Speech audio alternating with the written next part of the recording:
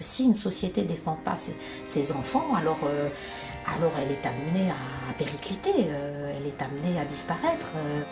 Vous pensez bien que les laboratoires qui vendent des embryons se font des oreilles en or. Hein. Sur la PMA, la GPA et toutes ces luttes-là, il faut comprendre que toutes les luttes de résistance moyenne pour essayer de réfréner le processus n'aboutiront à rien. Mettons-nous dans la bataille et c'est le seul moyen de résister. Car celui qui ne résiste pas ne tient pas face au courant qui aujourd'hui emporte tout sur son passage. Il sera question de ce qui est aujourd'hui menacé par une oligarchie criminelle sans pitié qui s'attaque, comme on le sait maintenant depuis quelques années, aux enfants à l'école et dont le projet final en fait est de fabriquer de fausses créatures humaines en laboratoire, faisant fi de toutes les transmissions culturelles et spirituelles que nous avons eu le bonheur en tant qu'humanité complète et diversifiée de vivre depuis le début de cette humanité.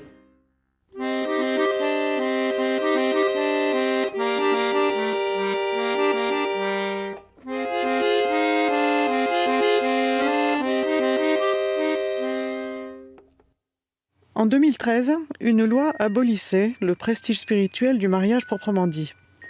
Le côté parodique du mariage gay ne dérange pas ceux qui ont voulu la loi, il s'agissait simplement d'une percée pour une minorité, considérée jusque-là dans toutes les civilisations comme hors norme, mais qui maintenant veut constituer une caste, aspirant à tous les pouvoirs en tant que telle, et imposer sa tyrannie aux autres par un renversement progressif des normes et la modification des lois. Il n'y a pas eu de mouvement populaire, même si on sait qu'il y a des difficultés par rapport au phénomène de l'adoption en France. Donc il y a vraiment eu un battage organisé par le pouvoir politique à ce niveau-là. Est-ce que c'est... il faut se poser la question de pourquoi ce battage. Je pense qu'il y a plusieurs niveaux. Il y a dans un premier niveau de lecture certainement une méthode de diversion. On voit que systématiquement dans la vie politique, publique, sont débattus des sujets qui concernent les gens un petit peu, mais sont surtout des affaires de mœurs ou des affaires people, la vie du président, des affaires de plus en plus au niveau de la braguette, alors que les affaires qui pourraient concerner vraiment les citoyens, les vraies décisions politiques, celles qui, les lignes de fracture, celles qui décident de leur vie économique, alors que la crise s'aggrave de partout, on cherche de compenser en nous exprimant une sorte de liberté des mœurs. Bon, c'est un phénomène qui a été mis en place depuis mai 68 et on voit aujourd'hui qu'il est poussé à son extrémité par cette revendication du mariage gay qui est une affaire avant tout privée, que la République a toujours réglée en disant voilà, il y a le domaine du privé, ça n'a pas besoin à ce point d'occuper la vie politique. On s'en moque de qui épouse qui, je veux dire, la République de quelle religion, de quelle croyance. La République avait réglé cette question en disant au bout d'un moment on rejette les appartenances religieuses. C'était la France sortait de guerres sanglantes de religion, il y avait des problèmes de langue à l'époque, c'était des problèmes autrement plus importants au niveau de la constitution d'un ciment national. Aujourd'hui, on voit que toutes les affaires qui sont agitées, les affaires autour des communautés aussi, de mettre en avant une communauté nommément autour de la question de l'islam, d'agiter une islamophobie, c'est-à-dire vraiment une crainte, une terreur, voilà, d'agiter donc aussi une crainte d'homophobie. Enfin, on utilise beaucoup des facteurs aujourd'hui de division dans la société et le battage est fait autour de ça. Ce que l'on veut nous faire avaler comme la prochaine innovation législative dite progressiste, c'est l'ouverture du marché des mères sans droit aux hommes et celui des implantations d'embryons sans père aux femmes. Nous avons encore du mal à percevoir qu'il s'agit tout simplement de favoriser et de légaliser un business en plein essor, celui de l'industrie de la procréation. Ce business est légal dans certains pays. Mais généralement, il se développe parce que, justement, il n'y a pas de loi qui puisse encadrer cette affaire. Pour prendre conscience de l'ampleur mondiale du projet, Il faut d'abord connaître l'accroissement terrifiant de la demande. Un couple sur 7 n'arrive pas à faire un enfant naturellement dans nos pays. Et 16% des couples ont recours à l'assistance médicale, supposant extraction d'ovocytes, insémination artificielle et enfin réimplantation d'embryons. Il y a une omerta sur la plupart des questions que vous avez à me poser. Ça, c'est indiscutable. Les stérilités sont devenues massives, d'où pour un certain nombre de personnes, la nécessité de faire appel à toutes sortes de moyens pour essayer d'avoir un enfant. Pourquoi la stérilité progresse? Il y a beaucoup de raisons, mais la raison principale, c'est évidemment le fait que nous sommes en train de modifier le bioéquilibre de la nature. On est en train de détruire l'équilibre de la nature. Pourquoi et comment? Alors, on le fait par les pesticides, mais aussi par l'intermédiaire des contraceptifs oraux et des traitements substitutifs de la ménopause, les veaux engraissés avec des hormones, les poulets engraissés aux hormones. Évidemment, une partie est détruite par les organismes, mais une partie subsiste à des quantités absolument infinitésimales. Mais il faut bien comprendre que certaines espèces sont extrêmement fragiles. On vous a appris très récemment que à peu près 50% des espèces animales avaient disparu dans les 50 années qui nous viennent. Ça correspond à l'arrivée de la pilule, exactement. Le fait que on déverse des tonnes et des tonnes d'hormones féminines dans la nature fait que les mâles se féminisent. Et des espèces fragiles disparaissent, les tigres deviennent impuissants et ne se reproduisent plus. Et les hommes deviennent stériles. C'est facile à comprendre.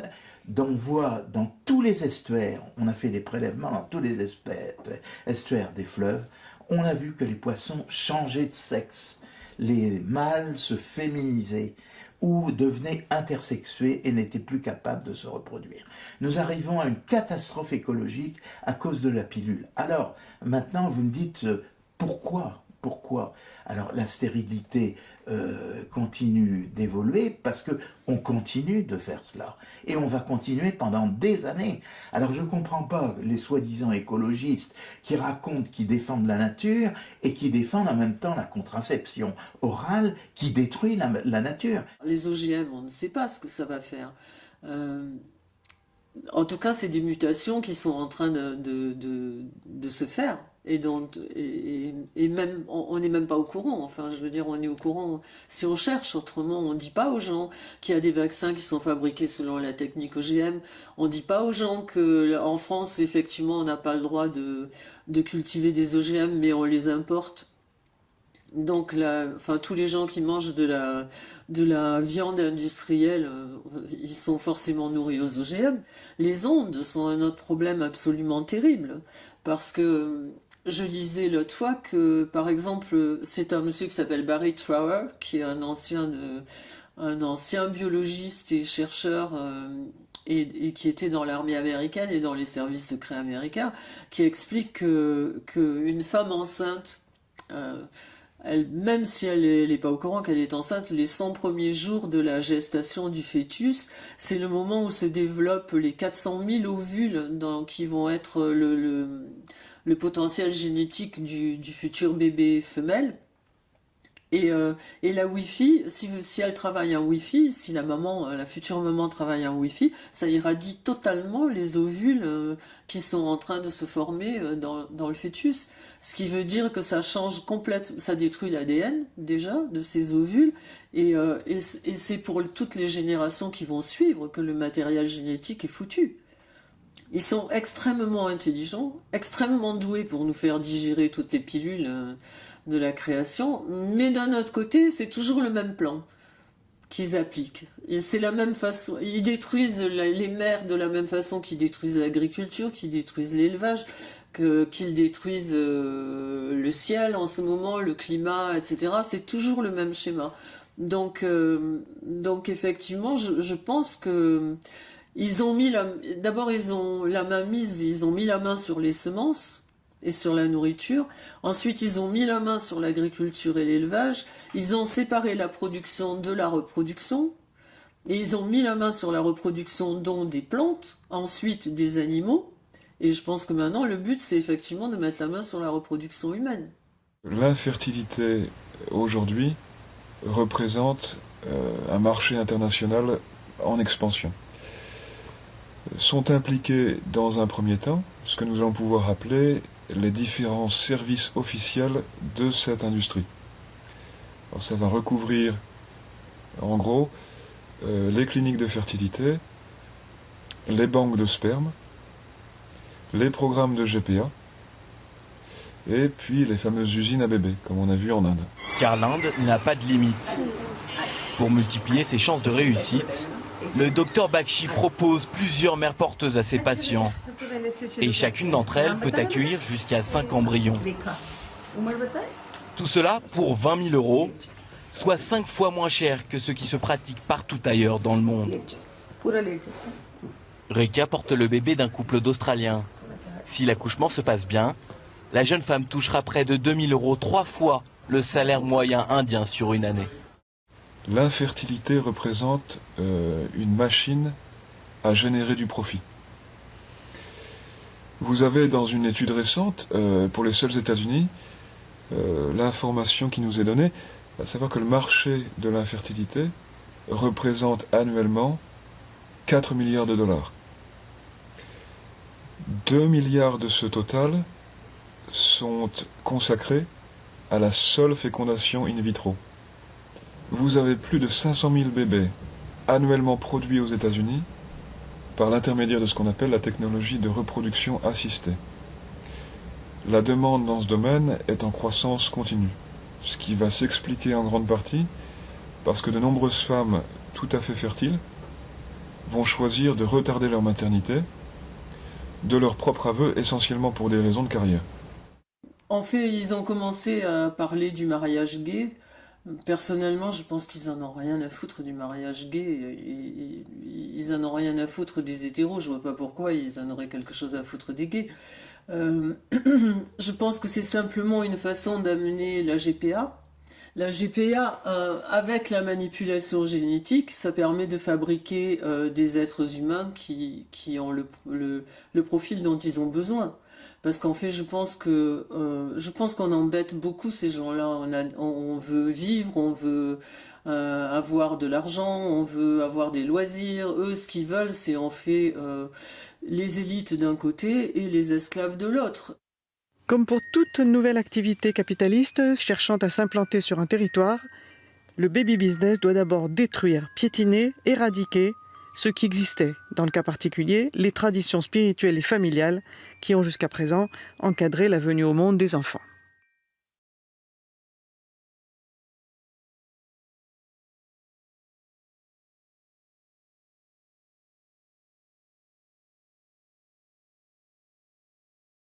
Je suis sûr que si on projetait à la télévision une seule fois ce qu'était un avortement, enfin je veux dire on en fait 250 000 en France, on pourrait bien nous en montrer un quand même à la télévision, s'il y avait une forme d'honnêteté dans les médias. Mais non, mais tous ces gens-là sont couverts par les politiques qui eux-mêmes sont couverts par les laboratoires ou sont aidés par les laboratoires financièrement d'une manière ou d'une autre, ou plus exactement achetés ou subvertis. Bon, alors c'est facile à comprendre. Alors la question que vous me posez sur les conséquences de l'avortement, mais elles sont effroyables. Enfin, je veux dire, sur la psychologie, tous les études qui sont faites voient une relation directe entre les avortements et le taux de suicide des femmes. C'est connu, c'est archi connu, mais on ne va pas vous en parler. Il y a des méta-études, c'est-à-dire des études qui rassemblent des quantités d'études elles-mêmes qui vont toutes dans le même sens. Alors quant à le suicide ou les dépressions nerveuses, on nous le cache délibérément. Un avortement peut marquer une femme durant toute sa vie. Le montant des bénéfices générés par les ventes annuelles de contraceptifs aux États-Unis tourne autour des 100 millions de dollars. Bientôt, les hommes seront de plus en plus stériles, les femmes auront de plus en plus de mal à tomber enceintes. Et d'un autre côté, il y a eux qui disent « mais nous, on a des utérus artificiels, on a les graines, on a les ovules, on a la manipulation des gènes, on va pouvoir fabriquer des bébés. » Ça va donner quoi ça ? C'est-à-dire que dans 40 ou 50 ans, si nos enfants, nos petits-enfants veulent un enfant, il faudra qu'ils aillent le commander à l'État et ils auront le choix sur catalogue entre celui-là qui est un très bon ouvrier ou celui-là qui est un bon... Enfin, je veux dire, c'est l'humanité entière qu'ils ont foutu en l'air.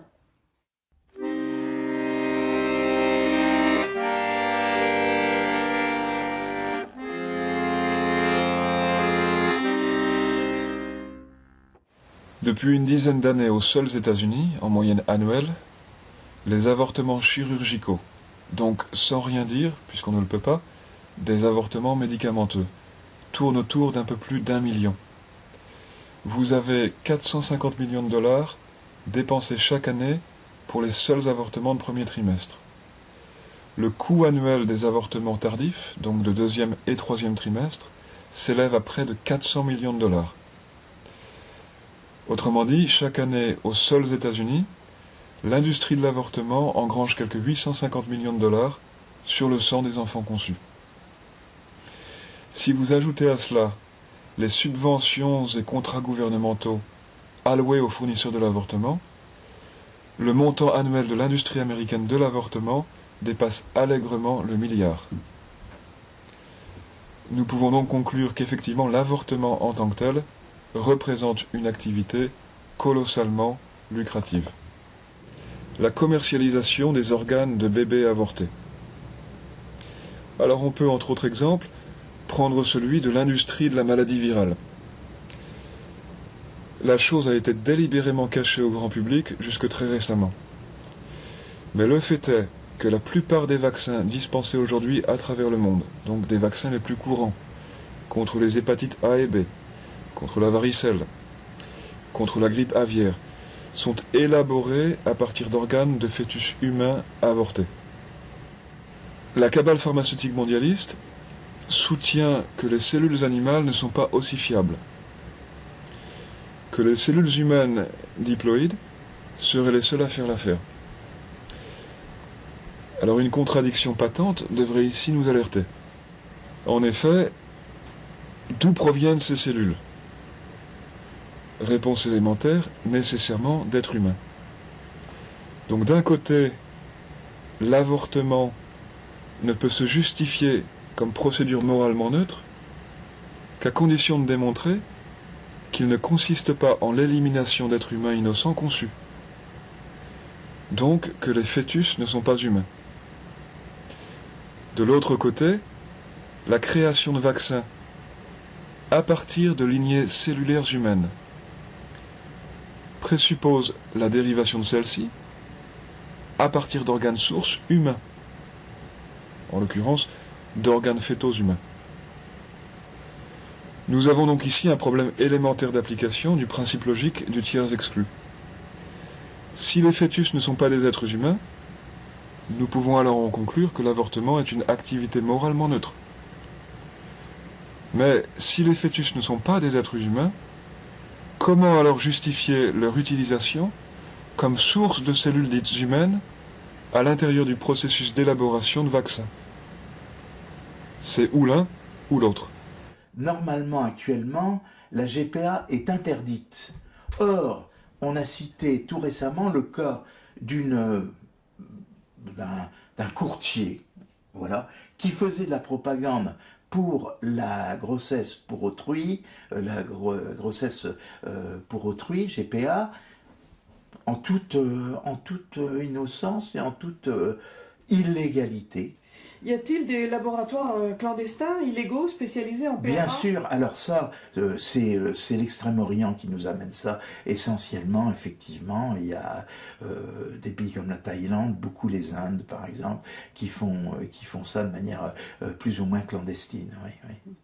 Alors vous avez en ordre décroissant de nombre d'infrastructures médicales officiellement connues, tout d'abord l'Inde, avec ses quelques 26 centres hospitaliers de fournisseurs d'embryons, puis la Chine, les États-Unis, la Thaïlande et l'Indonésie et Israël.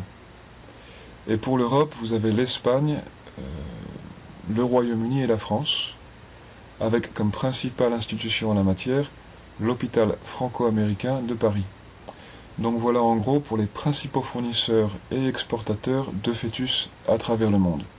La première chose qu'il faut effectivement bien comprendre, c'est que les machinations anti-population se fomentent et se préparent d'abord dans les plus hautes sphères des gouvernements et des organisations humanitaires. Il nous faut également bien avoir à l'esprit que la barbarie malthusienne, entre guillemets, humanitaire, est en grande partie financée par l'argent des impôts et par les grands donateurs richissimes aux États-Unis et en Europe. Donc, grâce au programme d'aide étrangère et à la Banque mondiale, les contribuables américains et européens financent, à leur insu ou pas, de très violentes campagnes de stérilisation forcée à travers le monde.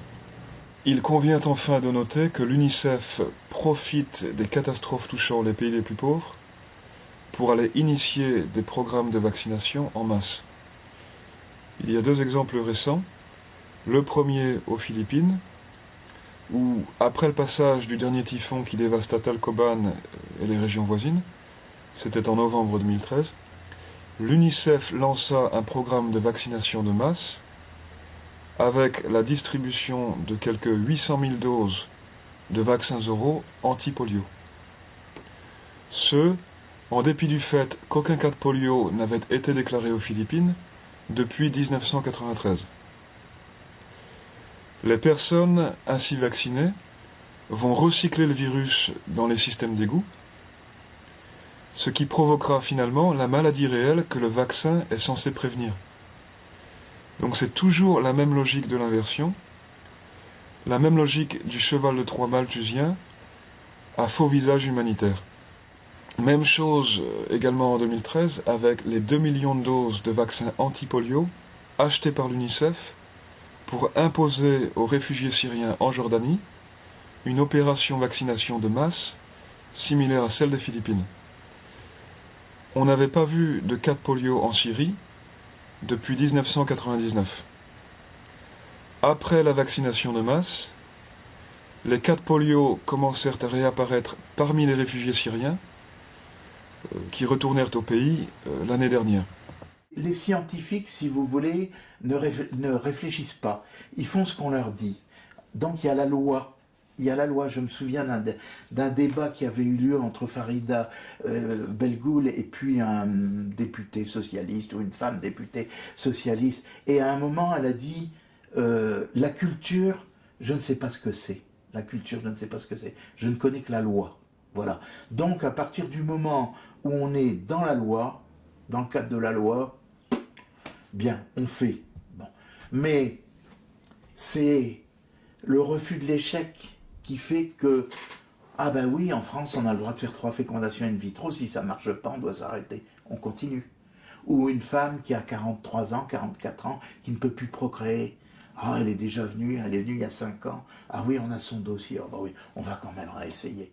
L'indice mondial de fécondité a diminué de moitié en 40 ans, périclitant de 6 enfants par femme au milieu des années 70 à 2,9 aujourd'hui.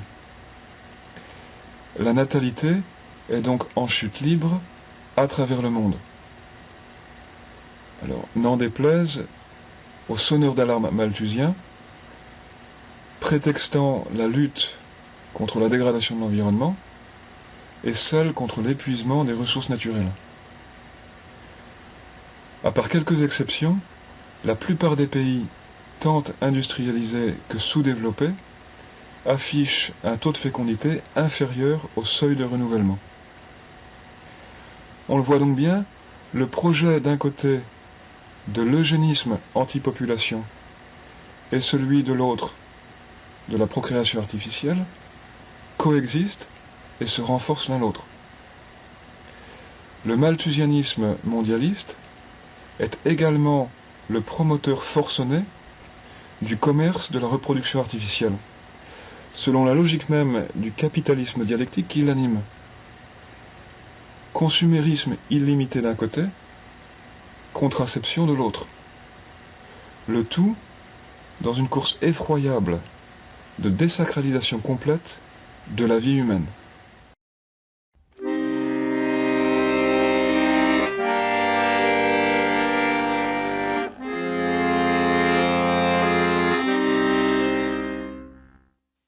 L'adoption internationale, très à la mode jusqu'à ces dernières années, est un fiasco.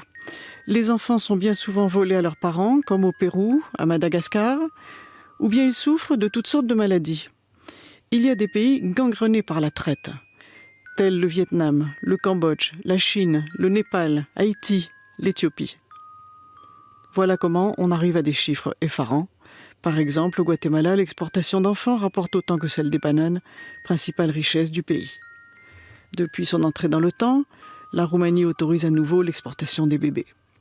Mais de nouveaux gouvernements ont retrouvé la fierté de vouloir garder leurs futurs citoyens chez eux, telle la Russie ou l'Inde, où 75% des enfants adoptables sont désormais adoptés dans le pays. Et en Afrique, on voit le pays qui a commencé à faire ce travail, c'est l'Afrique du Sud. L'Afrique du Sud a été un laboratoire où tout était permis.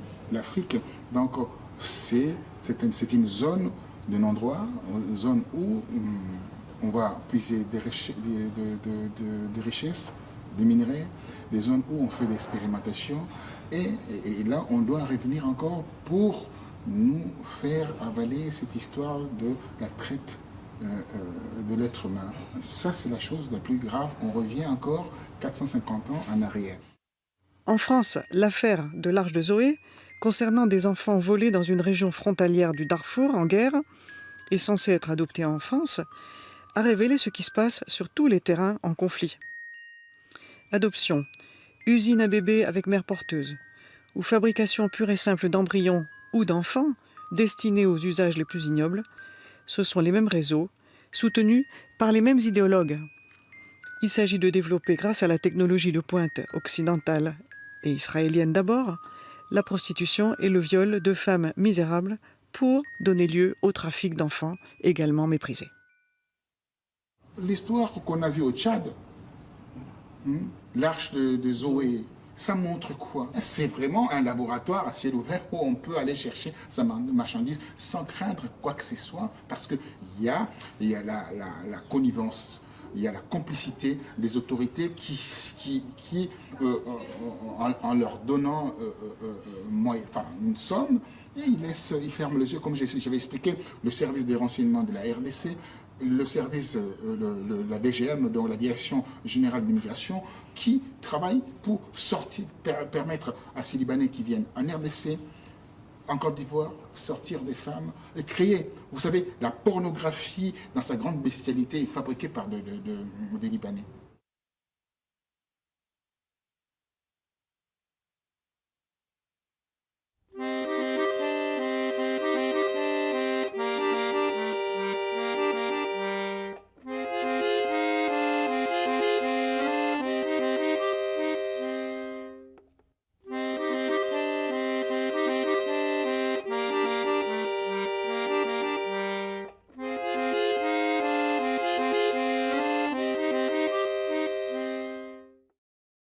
Sur Internet, en français ou dans des bureaux en plein quartier latin, à 300 mètres de l'Assemblée nationale, vous trouverez les agences spécialisées qui visent particulièrement la clientèle des homosexuels. Alors à tout seigneur, tout honneur, entre guillemets, commençons par accuser tous les gouvernements occidentaux. Tous sont en effet impliqués aux avant-postes du projet mondial de réduction de la population, qui est un des piliers du nouvel ordre mondial.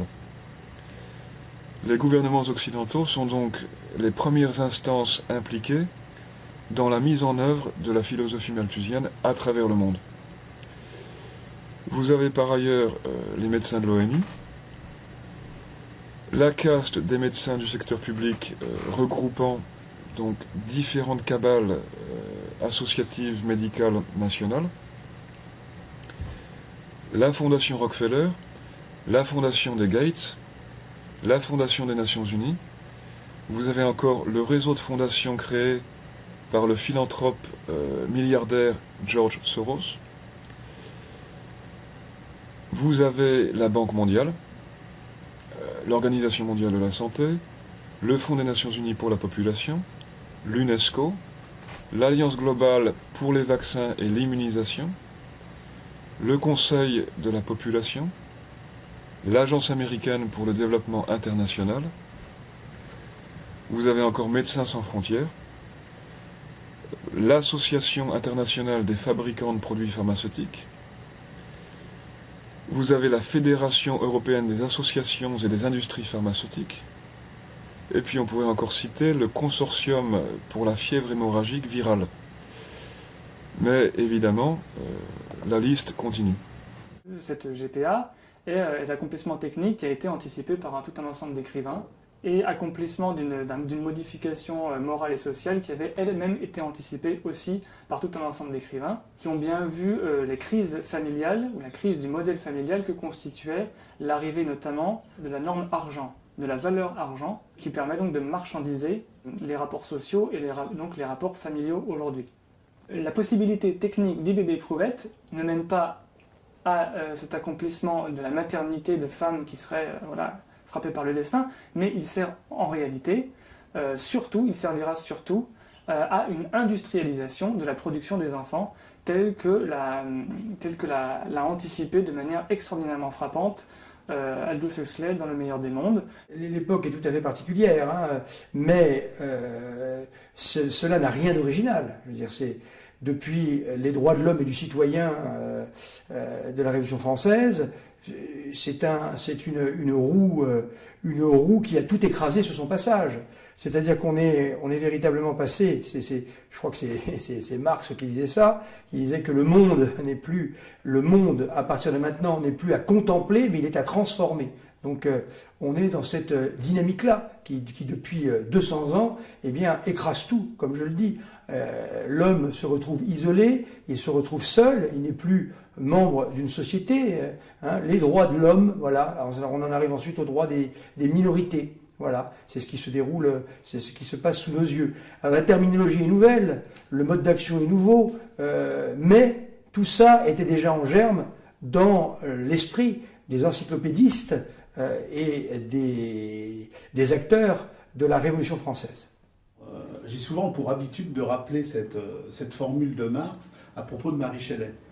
Marie Shelley, donc, à la fin du XIXe siècle, avait produit ce fameux Frankenstein que beaucoup de gens ont vu à distance comme une épopée romanesque un peu noire.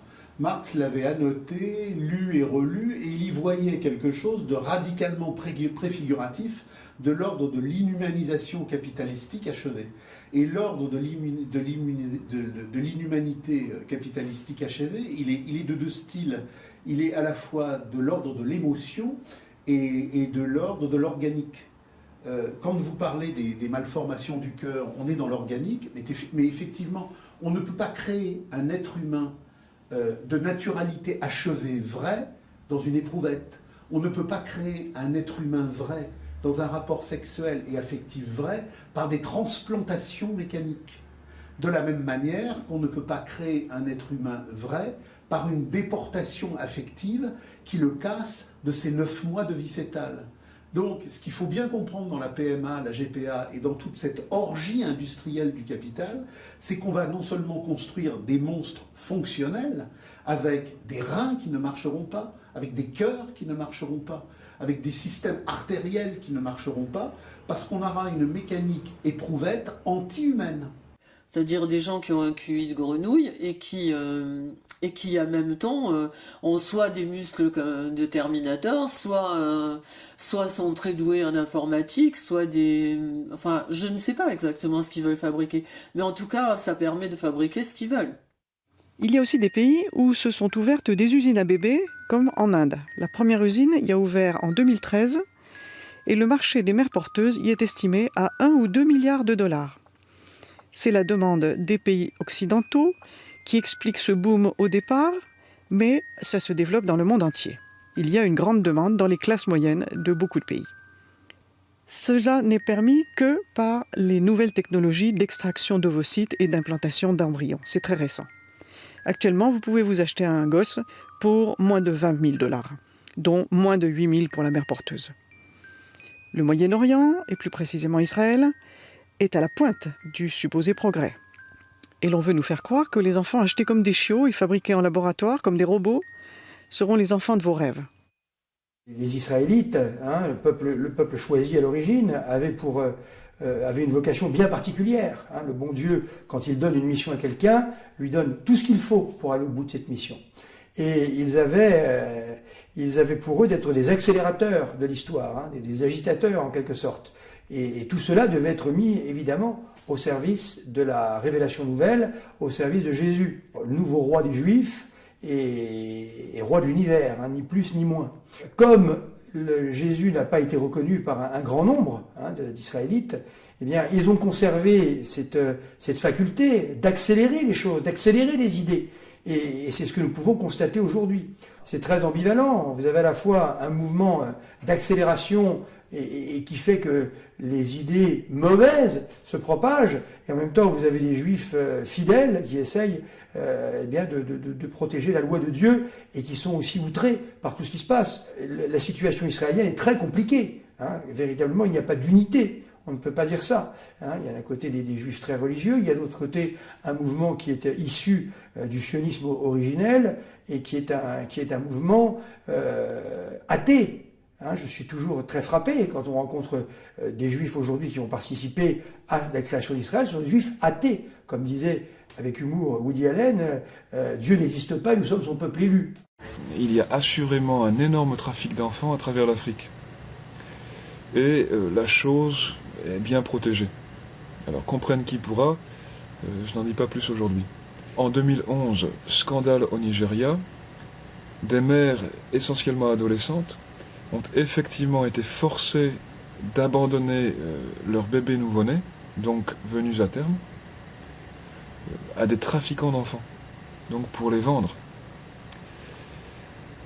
Ce qu'on ignore souvent dans cette histoire, c'est que l'opération fut organisée par l'intermédiaire d'une clinique collaborant avec des services internationaux pour l'adoption.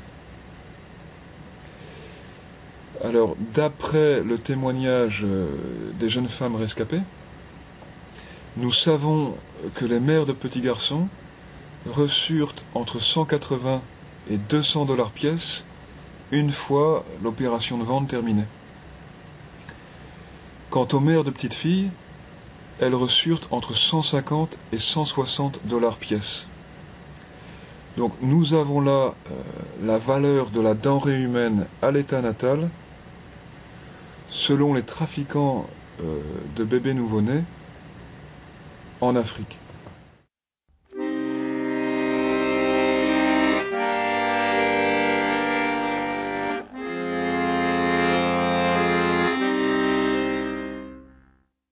Que deviennent ces enfants de la haute technologie? Ces produits des rêves de savants irresponsables. Déjà, il semble bien que les capacités intellectuelles des soi-disant enfants parfaits soient plutôt décevantes, ce qui était prévisible, étant donné le poids ahurissant des contradictions identitaires qu'ils ont apportées depuis leur naissance. Il y a effectivement un intérêt commercial, mais aussi donc un intérêt un peu plus politique, qui consiste à handicaper les groupes sociaux en fabriquant des handicapés mentaux, tout simplement. Par exemple, pour des gens qui se sont beaucoup intéressés à la science-fiction, il y a quand même des auteurs comme Isaac Asimov, beaucoup mis sur écran, mais là, au niveau de la production cinématographique, pour les gens qui s'intéressent à la science-fiction, aux utopies mauvaises, c'est-à-dire aux dystopies, les anticipations, etc., là, on a tout un ensemble de films qui vraiment permettent d'éveiller la conscience sur ce genre de choses. Quand on analyse, par exemple, un film comme Matrix, quoi qu'on en pense, ce film met en scène l'humain robotisé, l'humain soumis aux machines. Pour comprendre la situation actuelle de façon un peu ludique, il y a deux choses à lire. C'est Le meilleur des mondes, Aldous Huxley, et puis 1984 de George Orwell. Bon, là, je dis des platitudes, mais aujourd'hui tout le monde le sait, j'enfonce des portes ouvertes. 9 bébés, apparemment nés de différentes mères porteuses, mais qui pourtant n'ont qu'un seul père. Un scandale d'enfantement en série qui éclabousse la Thaïlande. L'homme est soupçonné d'avoir eu une dizaine d'enfants avec des mères porteuses dans le but de les revendre à leur naissance. Un véritable projet d'usine à bébés.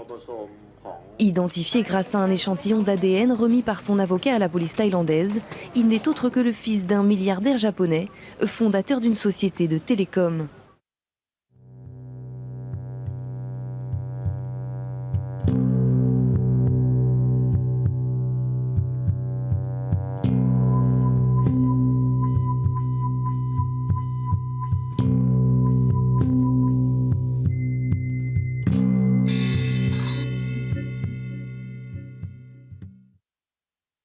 C'est la négation de la différence entre l'homme et l'animal, en quelque sorte. Entre l'homme et l'animal, il n'y a pas une différence de nature, mais de degré pour ces gens-là.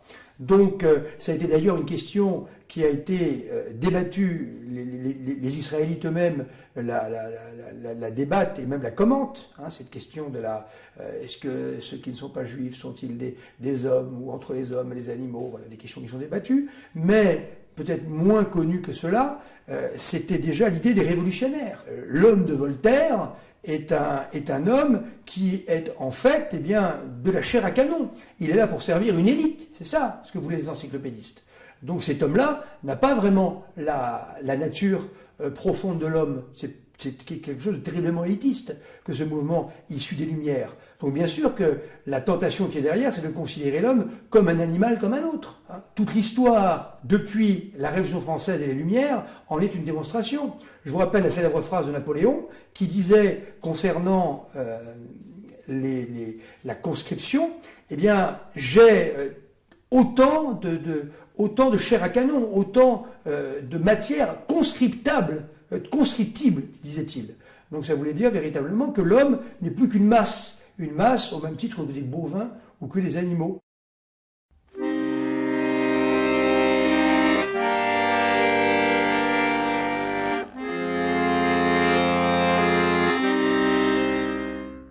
Tout d'abord, je pense qu'il faut renommer les choses, c'est-à-dire dans la guerre qui nous est livrée, la question sémantique, l'aspect sémantique est très important. Moi je pense que plutôt que de parler de GPA, il faut parler de prostitution utérine et utiliser ce terme à chaque fois pour sortir du côté un peu lénifiant et faussement altruiste, puisque GPA c'est l'acronyme de gestation pour autrui. Donc on a l'impression que c'est généreux, que c'est gestation, voilà, on va faire pousser quelque chose et ensuite on va le donner en cadeau. Enfin bon, il y a tout un univers de connotations qu'il faut absolument écarter pour nommer les choses telles qu'elles sont. C'est du commerce, c'est pas altruiste, c'est pas un don, c'est de la prostitution, ni plus ni moins. C'est-à-dire qu'au-delà de la prostitution, déjà connue, qui est celle du vagin, là on va encore plus loin, on va louer l'utérus, comme le propose Pierre Berger, qui va très loin dans l'exploitation capitaliste du corps des femmes, puisqu'il reprend même une phraséologie un peu marxiste. On va mettre en location le ventre des femmes, comme les ouvriers louent leur force de travail, louent leurs bras. Donc on voit bien qu'on est dans une perspective qui est strictement commerciale, qu'on appelle aussi en fait la marchandisation du vivant, et qui passe par son artificialisation, puisque la nature est gratuite. Si l'on veut que tout soit tarifé, que tout soit payant, il faut détruire la nature. On n'a pas le choix. Pour justement en fait la reconstruire sur de nouvelles bases, depuis donc des bases mercantiles, où tout sera tarifé, y compris l'air que l'on respire, y compris l'eau que l'on boit, etc., etc. Expliquez-moi pourquoi tout d'un coup ils seraient vraiment complètement, affectés par le problème des gays qui ne peuvent pas procréer, etc. Je ne vois pas pourquoi ils en auraient quelque chose à foutre. Sérieusement.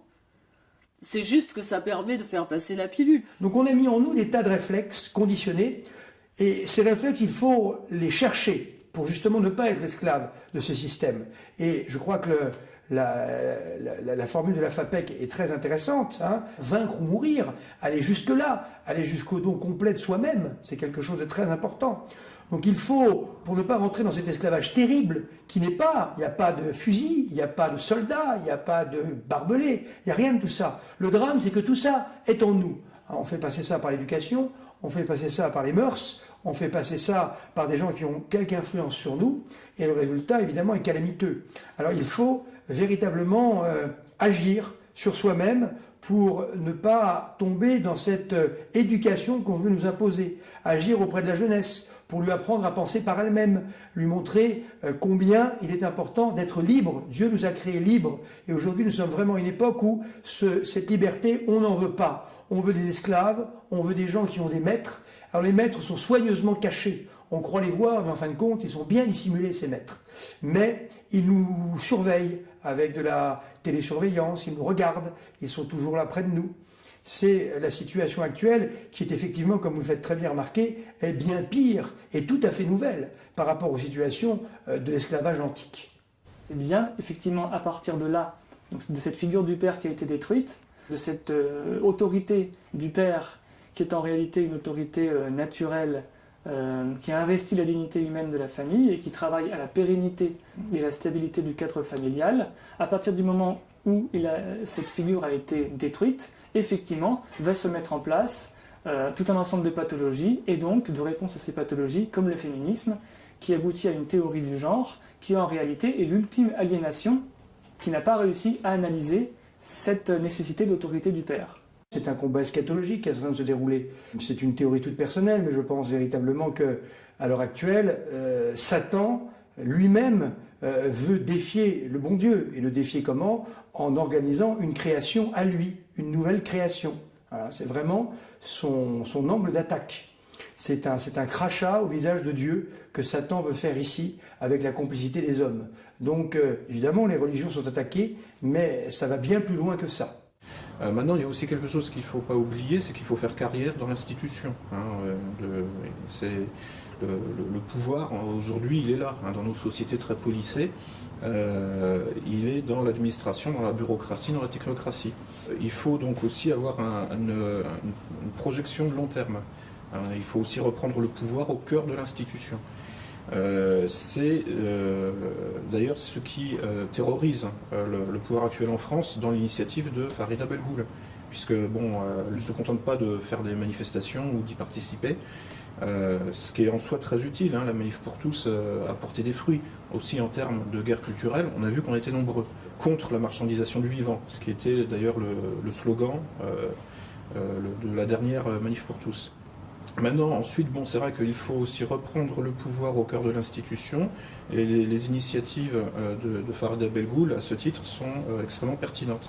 On mesure une chose à ses effets, l'arbre à ses fruits.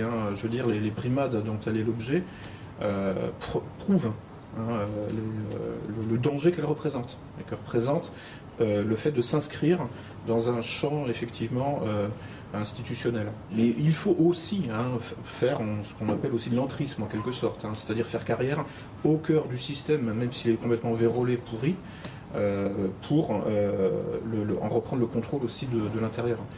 La nouvelle création est une création à l'image de Satan. Souvenons-nous que la création originelle, c'est une création où il y a l'homme et la femme, bien distinctes. Là, nous avons affaire, Dieu en créant les anges, ne les a pas créés sexués. Il n'y a pas d'homme ni femme chez les anges. Chaque ange est une race à part entière. Donc la création de Satan doit être une création tout à fait nouvelle, où il n'y a ni homme ni femme, justement. C'est ce que nous voyons sous nos yeux. Donc quel est votre moteur? La vérité, tout simplement. La vérité et puis l'autonomie intellectuelle. George Orwell, je crois, a dit « La liberté, c'est la liberté de dire que 2 + 2 = 4 ». En fait, la liberté, c'est la liberté de dire la vérité. On se rend compte que tous les systèmes de domination intellectuelle, tous les systèmes d'écrasement des peuples commencent par un mensonge inaugural. 2 + 2 = 5. Donc, ce qui me motive, c'est que je ne supporte pas. C'est un pathos aussi. Je ne suis pas un pur esprit platonicien. Je ne supporte pas qu'on rentre dans ma tête sans mon accord. Et à ce titre, je peux parfaitement me rejoindre des croyants qui ressentent exactement la même chose. Farida, elle a mis les pieds dans le plat, et heureusement, parce qu'on était en train de se faire empapaouter comme d'habitude, rouler dans la farine et puis voilà. Mais c'est le problème, c'est qu'il faut quelqu'un comme Farida dans tous les domaines qui soit un sniper. Parce que sinon, on se fait rouler dans la farine et puis voilà, c'est jamais dit ce qui est en train de se passer. Le principe général, c'est l'abus de confiance. Voilà. On appelle ça aussi démagogie, hein, c'est le vieux terme. Séduction, mais bon, là, en l'occurrence, c'est même c'est la séduction pour détruire. Hein, c'est pas de la séduction bien intentionnée qui existe aussi. C'est pour ça, bon, moi je vais sur ce genre de méthodologie, d'approche, hein, qui peut paraître un peu sèche, un petit peu rationaliste, mais l'avantage c'est ça, c'est qu'avec un ou deux termes, on résume, c'est le principe de la philosophie aussi, hein, c'est avec un concept, vous pouvez décrire le cœur de plusieurs, d'une quantité, de dizaines de situations. Avec un ou deux mots, avec un kit, c'est une sorte de kit mental, quoi. Je pense là aussi il y a des constantes. Hein. C'est-à-dire qu'en fait, quand on est utopiste, parce que c'est là le vrai problème, hein, de nos ingénieurs sociaux, c'est qu'ils sont utopistes. Ils veulent une société rationnelle. Hein, on lit Thomas More, Utopia, etc. Bon, et puis plus exactement, en fait, le vrai terme c'est dystopie, le terme littéraire. Mais en général, au nom d'une utopie, hein, et donc de Lendemain qui chante, en réalité, on réalise quelque chose qui est plutôt dystopique, hein, qui est plutôt destructeur et pas viable de toute façon. Donc autodestructeur aussi. Le seul conseil que j'ai à donner, c'est arrêter de croire ce qu'on vous dit, allez regarder par vous-même. Je veux dire, on peut encore, là, c'est pas sûr que ça va continuer, puisque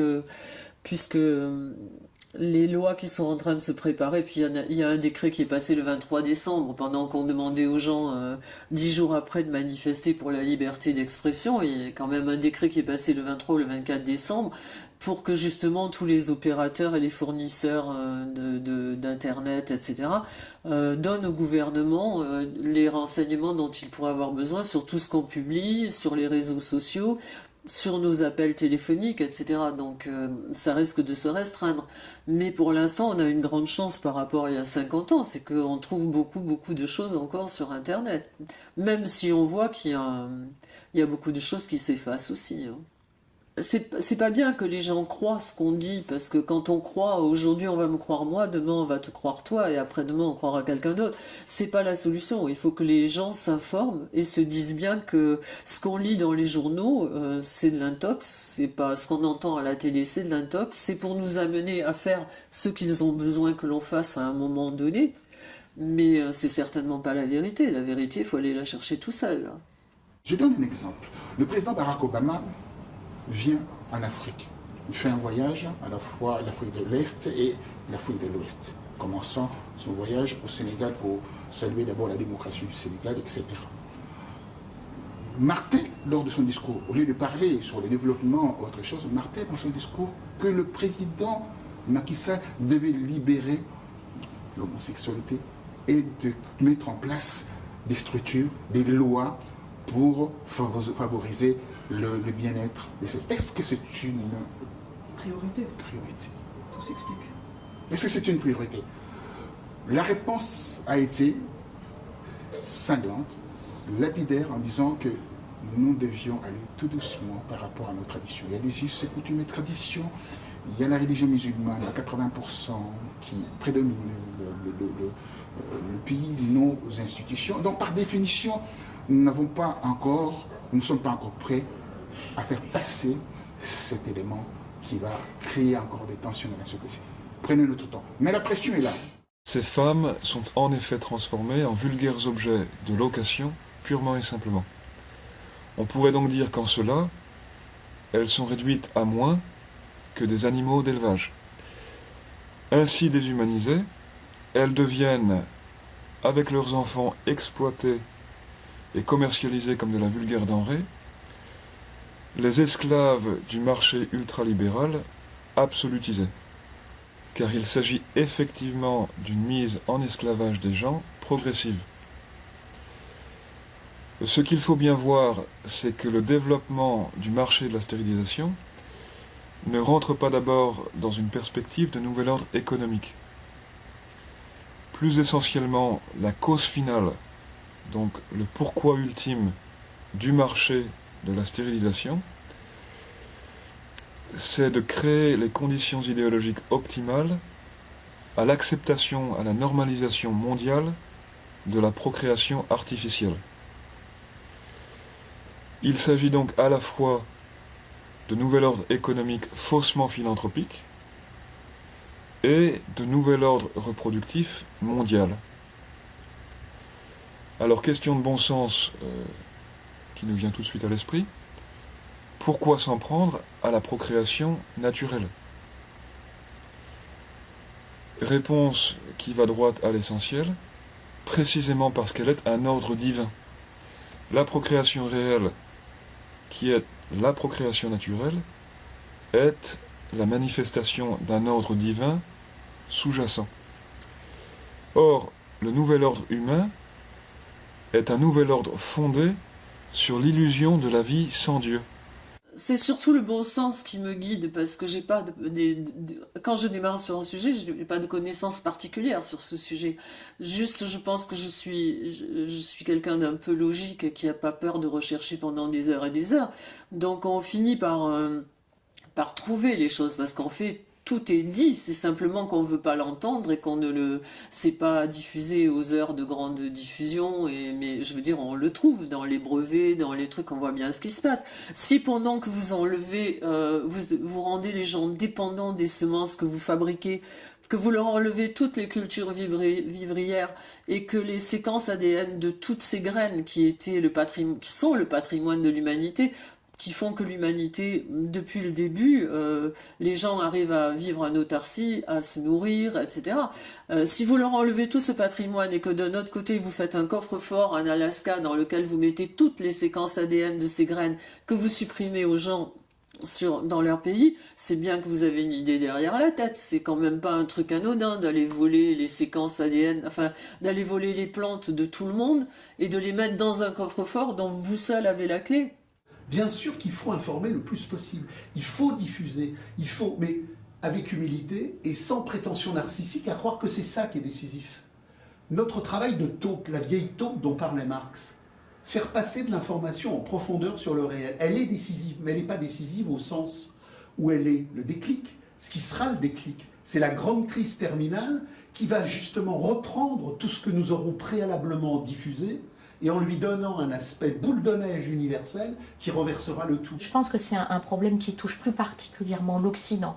Et je crois que quand même dans d'autres parties du monde, il y a à ce niveau-là une plus grande conscience ou peut-être des liens qui sont restés plus forts entre les êtres humains. La première des choses est de reprendre confiance et de refuser ce qu'ils nous proposent.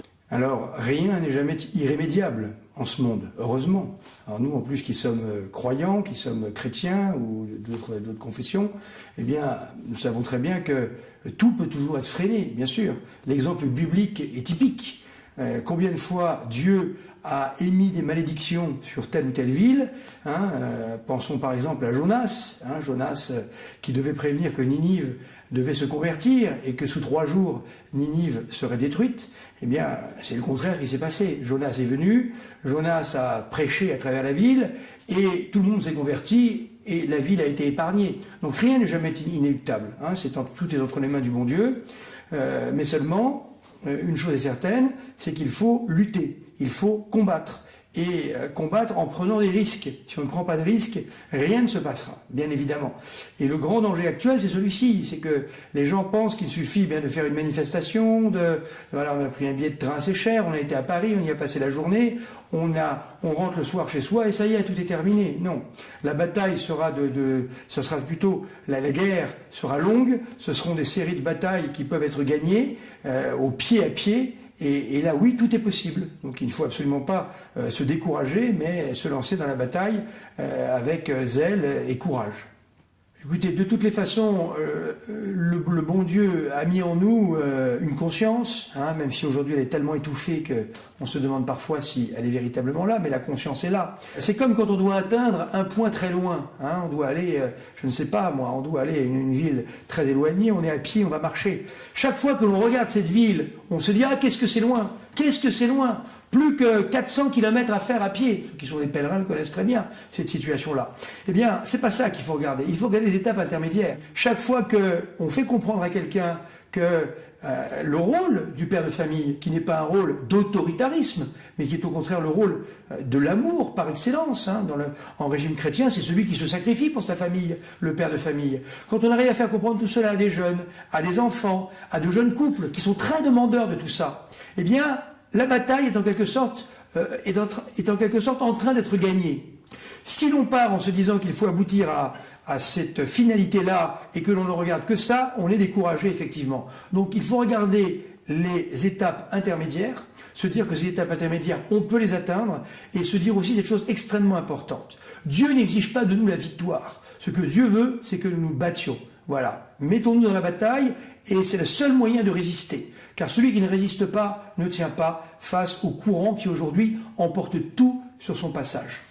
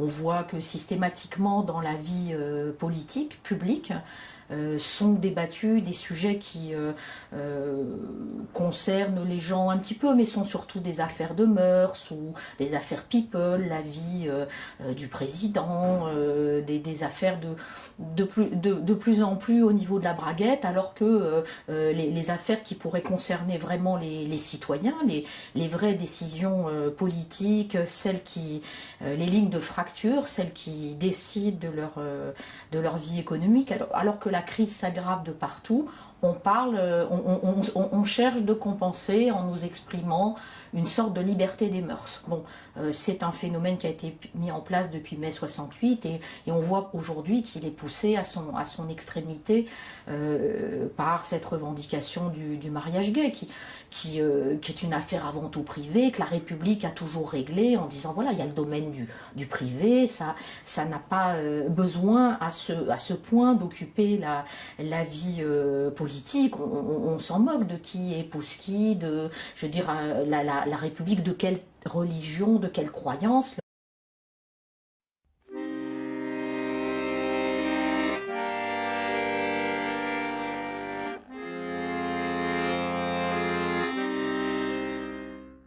Si une société ne défend pas ses enfants, alors elle est amenée à péricliter, elle est amenée à disparaître.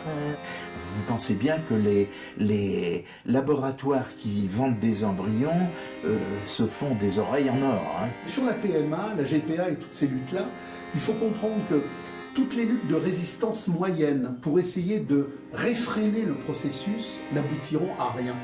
Mettons-nous dans la bataille, et c'est le seul moyen de résister. Car celui qui ne résiste pas ne tient pas face au courant qui aujourd'hui emporte tout sur son passage. Il sera question de ce qui est aujourd'hui menacé par une oligarchie criminelle sans pitié, qui s'attaque, comme on le sait maintenant depuis quelques années, aux enfants à l'école, et dont le projet final, en fait, est de fabriquer de fausses créatures humaines en laboratoire, faisant fi de toutes les transmissions culturelles et spirituelles que nous avons eu le bonheur en tant qu'humanité complète et divine. Légal dans certains pays. Mais généralement, il se développe parce que, justement, il n'y a pas de loi qui puisse encadrer cette affaire.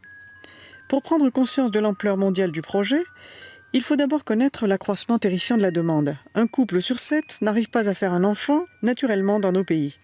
Et 16% des couples ont recours à l'assistance médicale, supposant extraction d'ovocytes, insémination artificielle et enfin réimplantation d'embryons. Il y a une omerta sur la plupart des questions que vous avez à me poser. Ça, c'est indiscutable.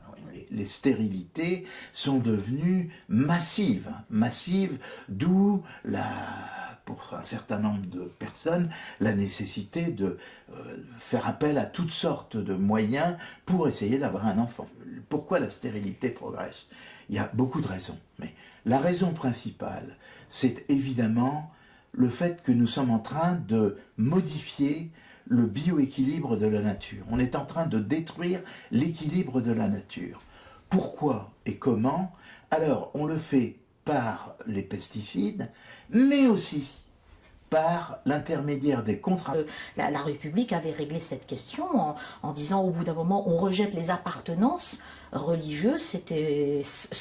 La France sortait de guerres sanglantes de religion, il y avait des problèmes de langue à l'époque, c'était des problèmes autrement plus importants au niveau de la constitution d'un ciment national.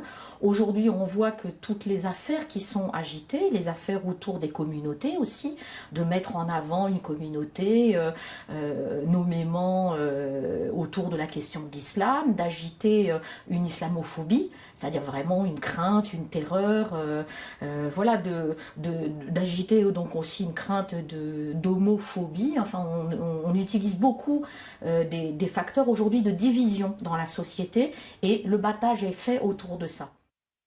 Ce que l'on veut nous faire avaler comme la prochaine innovation législative dite progressiste, c'est l'ouverture du marché des mères sans droit aux hommes et celui des implantations d'embryons sans père aux femmes. Nous avons encore du mal à percevoir qu'il s'agit tout simplement de favoriser et de légaliser un business en plein essor, celui de l'industrie de la procréation. Ce business est diversifié de vivre depuis le début de cette humanité.